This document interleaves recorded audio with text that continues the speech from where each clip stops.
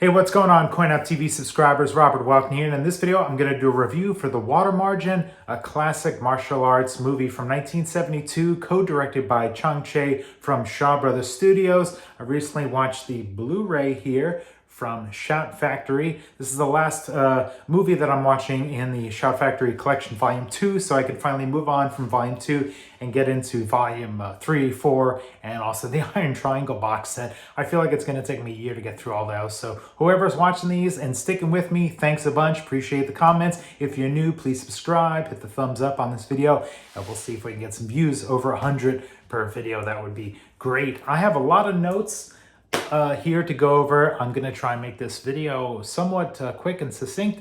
We'll see how things go.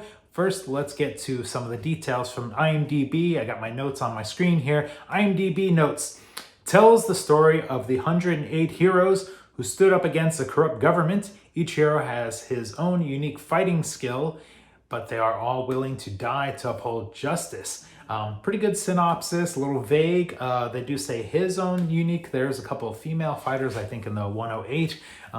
So that's a little misleading, but pretty broad stroke on this. So let me get to my notes.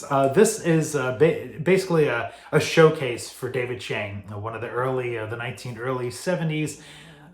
Shaw Brothers and Chiang stars that kind of broke out.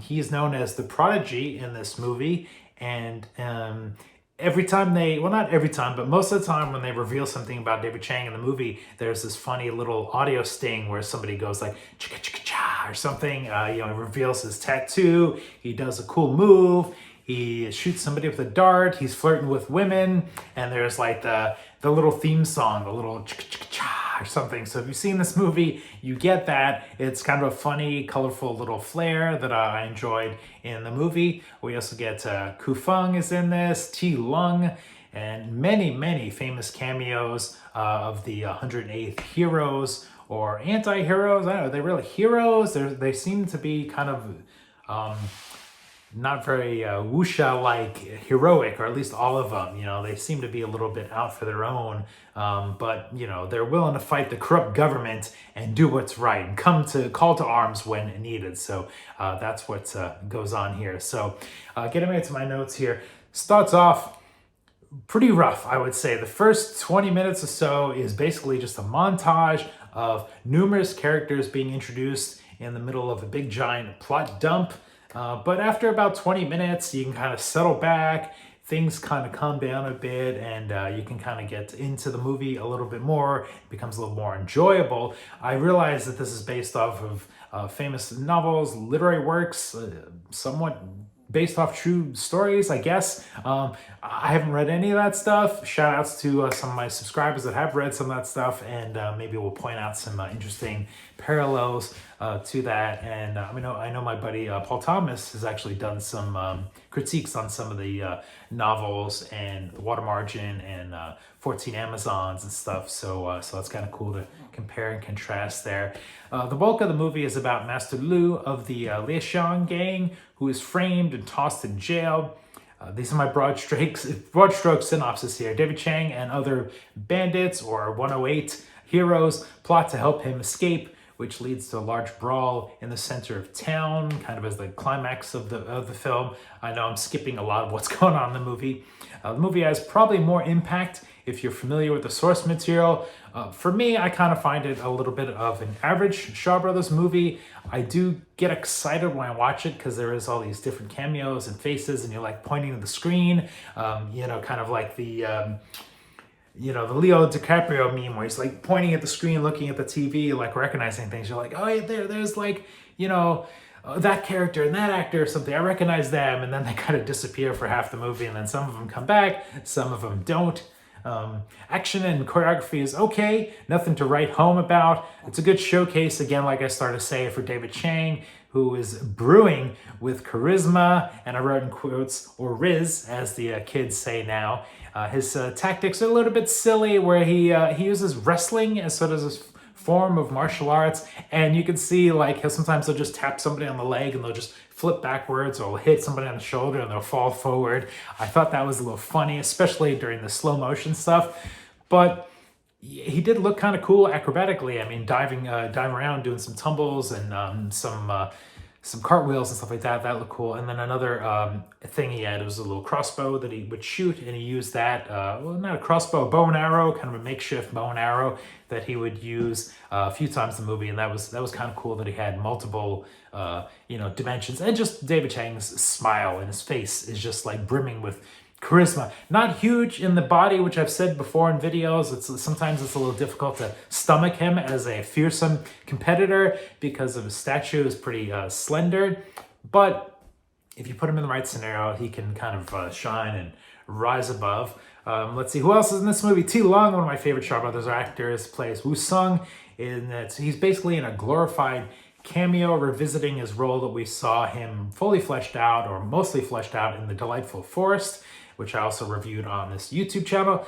My favorite character in the movie was, of course, the Black Whirlwind, and I do believe that I've heard other people say that. There's a commentary track on here, and Brian Bankston, I think he mentions that Black Whirlwind kind of steals the show for a lot of people. Or maybe there was another review I was watching of The Water Margin.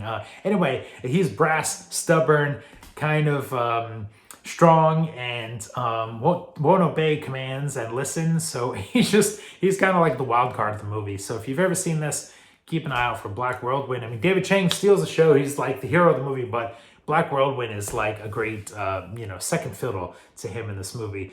Chen Quan-ta gets a blink and you miss it cameo during the introduction scene. I'm not quite sure if they were going to use more of him and he became unavailable. I don't know if you're watching this and you know the story with that. Let me know. I mean, it's a huge actor just to be like, here you go, quick blink and you miss cameo. Let's see. Now, getting to the Blu-ray. Now, these Blu-rays are great. It's great to have these in the high quality. Shout Factory, Celestial, they're doing some nice job with these. But the color grading on this one looks off. Everybody has kind of a red-orange skin tone to them.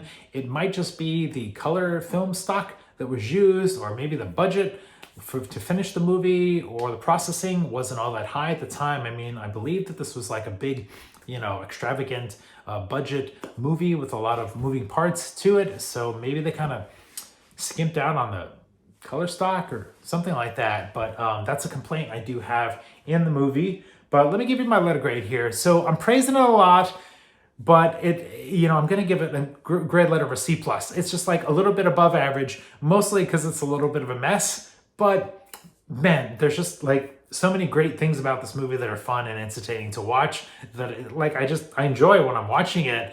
I just kind of find myself thinking this movie should be better. The Water Margin should be a better movie. It should be more compact. It should be more dynamic. It should be more emotional or something. There's a lot of things missing that get glossed over in this film. And again, these movies, I've said it before, that are based off of novels, historic situations. Maybe everybody knew the stuff going in and they felt like they could skip over the stuff, but as a movie, 50 years later that I'm watching this or rewatching this again, probably for like my 5th or 6th time, I want to be more engaged and absorbed into there. Let me get to the Blu-ray here I'm looking at. We get audio commentary, Brian Bankston. This is actually probably my favorite audio commentary from Brian, who actually gave me a little bit more of an appreciation of The Water Margin, mostly because he was filling in the blanks from the novel to screen adaptation and some of the character moments and story beats. So it actually enhanced the movie experience for me. He really dove in deep, so thanks for that. What else do we get? The Master, Chang Che. We get some carried over special features, I think, from other releases. So there's a Chang Che featurette with some of the different actors, T. Long and David Chiang and stuff, talking about Chang Che and his career as a filmmaker. There's a T. Long featurette, which I've seen before. I'm not quite sure where, if it was on YouTube or another Blu-ray. There's a David Chiang featurette, a little interview with him with his it's great to see his long hair. When I say about his charisma and his riz, he's an older gentleman now. He's still got the nice little shiny long hair.